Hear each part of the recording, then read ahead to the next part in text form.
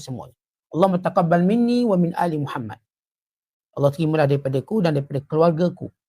Artinya boleh kita ishtirak, berkongsi pahala satu family. Jadi kesimpulannya, apakah boleh kita melakukan korban pada orang yang mati? Boleh.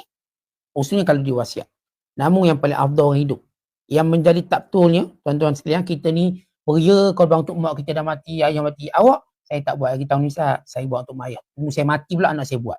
Oh, ini tak cerdik tu. Ini macam sekolah tadika pun tak ni. Oh, ini tak cerdik dia macam. Kita pertama, sebelum tuan-tuan nak buat pada mak ayah, baguslah anak yang baik. Tuan-tuan juga jangan lupa buat untuk diri sendiri. Mana afdal Ustaz, saya buat untuk saya atau mak saya? Buat afdal untuk awak. Kerana korban ni ibadat untuk orang yang hidup ni.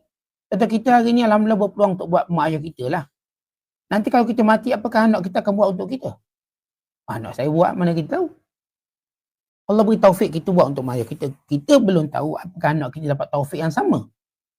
Maka ini satu kerugian, kita lepaskan bahagian kita ini. Sebab tu kita orang hidup dalam dek sibuk kita buat pada mak ayah kita, pada abang kita, pada orang yang dah mati. Jangan lupa kita ialah prioriti. Kalau tuan-tuan ada bahagian kemampuan dua bahagian je. Tuan-tuan buat untuk tuan-tuan satu, untuk mak satu atau untuk ayah satu. Ataupun tuan-tuan buat dua-dua untuk tuan-tuan tiga-tiga, kan niatkan pahala untuk mak ayah. Itu lebih baik. Dan apa pun harus buat. Baik, saya buat satu korban. Tapi atas nama cucu saya, sah ke Ustaz? Sah. Cuma saya katakan tadilah, Puan Syamsina, kalau Puan Syamsina, utamakan diri Puan dulu, barulah cucu. Saya pun dah buat Ustaz, tapi saya dah buat kat lain. Tapi ini untuk cucu saya pun tak boleh.